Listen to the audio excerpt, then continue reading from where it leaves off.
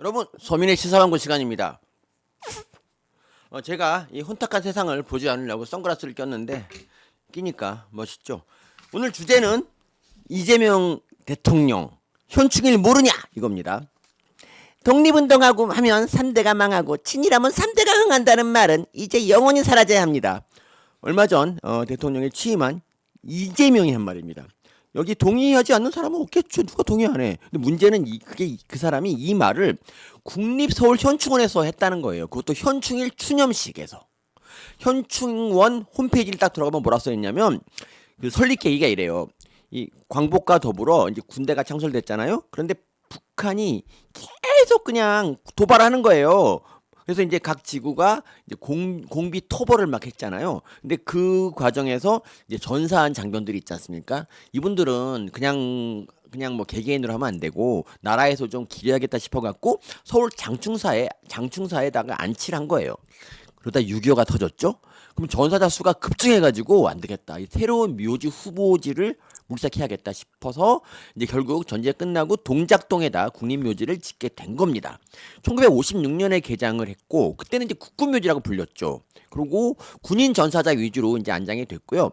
1965년에 국립묘지로 이름이 바뀌면서 뭐 애국지사 그리고 뭐 경찰관, 뭐 향토예비군까지 대상이 확대됐어요. 근데 그럴 수밖에 없는 게 그때 경찰이나 뭐 향토예비군 이런 분들은 다 누구랑 싸웠겠습니까? 다 그 북한 간첩이나 공비랑 싸운 거잖아요. 그렇죠?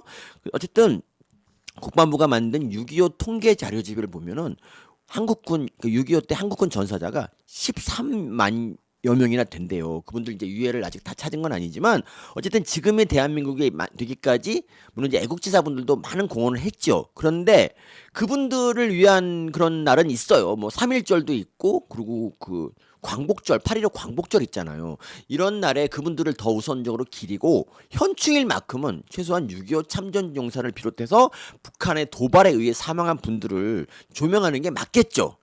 그래서 보수 대통령 추념사를 보면은 항상 북한을 규탄하는 내용이 들어가요. 뭐 작년에 우리 윤석열 전 대통령이 뭐라 그랬냐면은 이제 처음에 충국 선열, 뭐 호국영령, 유엔 참전용사, 소방관 이런 얘기 이제 경의를 표하고 이렇게 말해요.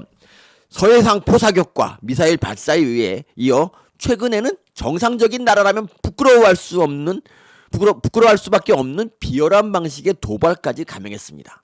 평화는 굴종이 아니라 힘으로 지키는 것입니다. 우리의 힘이 더 강해져야만 북한을 변화시킬 수 있습니다. 멋있지 않습니까? 뭐 그분의 다른 실책과 더불어 뭐 별개로 이 대북 뭐 외교와 이 대북 정책에 대해서는 저는 이분 존경합니다. 박근혜 전 대통령도 이렇게 말했죠. 2014년에 북한이 핵 개발과 도발 위협을 계속하는 한 한반도 평화는 유효할 것입니다. 북한 정권이 진정으로 경제 개발과 주민들의 삶의 향상을 원한다면 핵 개발과 도발 위협부터 내려놓아라 이렇게 말합니다. 이명박 전 대통령은 2011년 추도사를 딱 보면 이렇게 써있어요.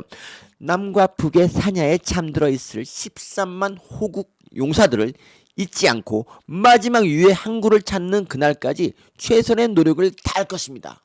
그리고 이 말도 했어요. 이국 땅에서 산화한 해외 파병 국군 장병들 감사합니다.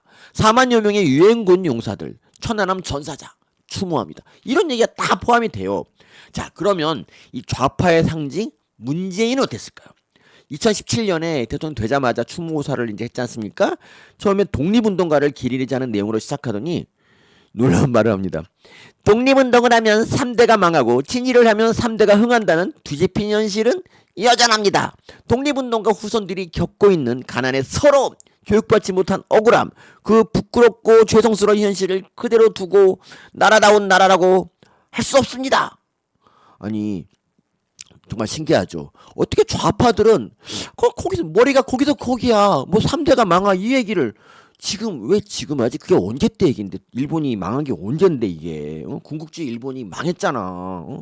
그리고 더 웃긴 게 뭐냐면요. 아니 그 2017년부터 지금 8년이 지났잖아. 아니 문재인이 그럼 저기 독립운동한 분들의 뭐 자손들 뭐 어려운 현실을 뭐 개선하려 그랬으면 뭐라도 좀 했어야 될 거 아니야. 그런데 뭘 어떻게 했길래 그 8년 지났는데 이재명이 똑같은 얘기를 하냐고. 문재인 도대체 너무 뭘 한 거냐고. 어쨌든 그리고 문재인의 추념사 이 또 다른 특징 이 추념사에 북한이란 말이 안 나와. 어쩌다 6.25 얘기를 할 때가 있어요. 문재인도. 근데 그때조차 이 전쟁의 책임, 북한이 먼저 일으켰다는 얘기는 철저하게 비껴가요. 2017년 추념사를 보세요. 38선이 휴전선으로 바뀌는 동안 목숨을 바친 조국의 아들들이 있었습니다. 아니 이 정도면 아니 38선이 휴전선으로 왜 바뀌었냐고. 왜 북한이 도발을 했잖아. 침략을 했잖아. 그 얘기가 없어. 그냥 38선이 가만히 있으니까 그냥 휴전선으로 바뀌었나 봐. 이렇게 북한 쉴드 치는 거는 거의 노벨 문학상급이에요. 얘가 다른 건 못해도 이런 건 잘해. 북한 편드는 거는. 그리고 이재명도 올해 추념사에 북한이라는 단어를 아예 넣지 않았습니다. 뭐 조국을 구하기 위해 전장으로 나선 군 장병들과 젊은이들이 있었습니다. 이렇게 말하고 마는데 조국을 왜 구해야 되냐고. 누가 위기에 빠뜨렸냐. 그 주체가 없단 말이야.